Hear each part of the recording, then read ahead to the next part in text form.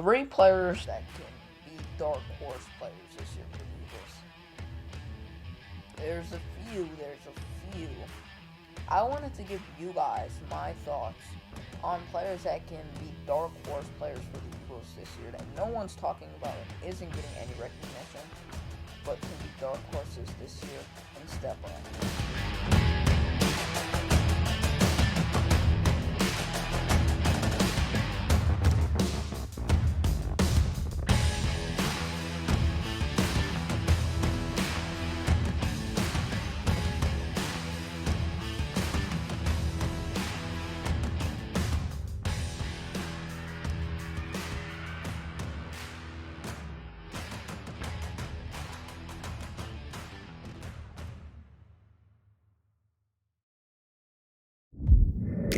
Yo YouTube, what's poppin'? It's your boy Big Play Slay here, coming back with another video. So this is a video talking to you guys about three dark horses for the Eagles that aren't getting any credit, but should, because they're in due for a breakout season. Before I kick this video off, take the time to like this video, subscribe to my channel, and go check me out on Twitter and IG. For all behind the scenes stuff. And you could just talk with me on Twitter and stuff, but turn on your noties so when I go live or I post a video, you could just be instantly notified. But we can kick this video off with Travis Fulgham. Guys, Fulgham played 4 games last year, and he did really good in those games.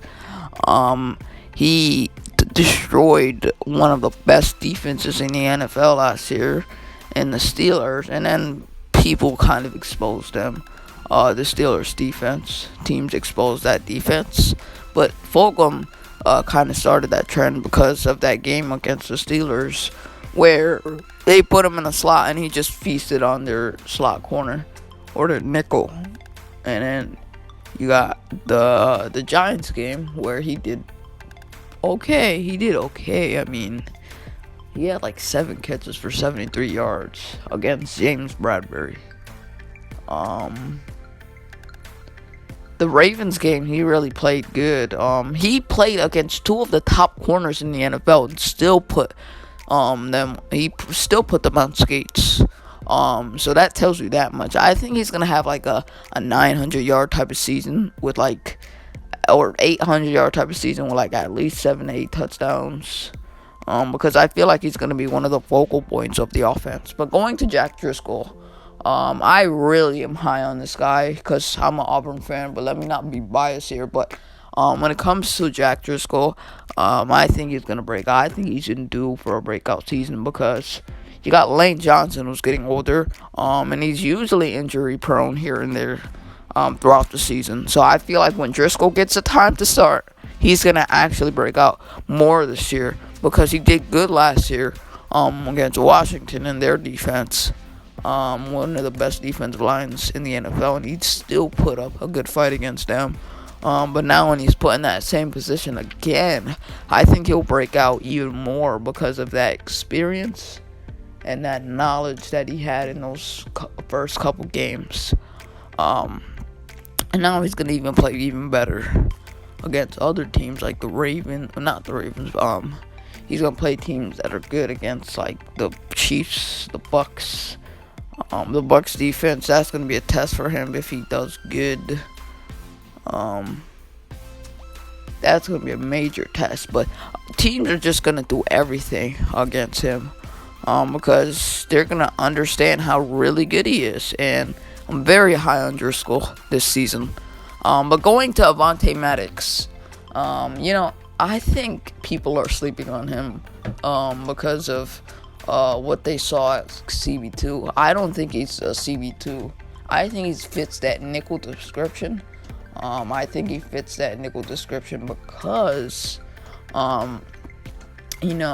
he fits that nickel role more because of his stance. He's at 5'9" corner. He can't be playing against 6'5" wide receivers, 6'4" receivers. Big guys, taller than him. They're just gonna go up for that jump ball and just shore him. But he fits the nickel role because of his wide stance, and how lengthy he could be when he's at that nickel. But he's like nitty gritty when he's at nickel. He's always good at nickel. That's his description when it comes to being a corner. He's not a CB2, because if he's a CB2, then he's just gonna get beat because of bigger guys at wide receiver like DK Metcalf, and Devontae Adams, guys like that.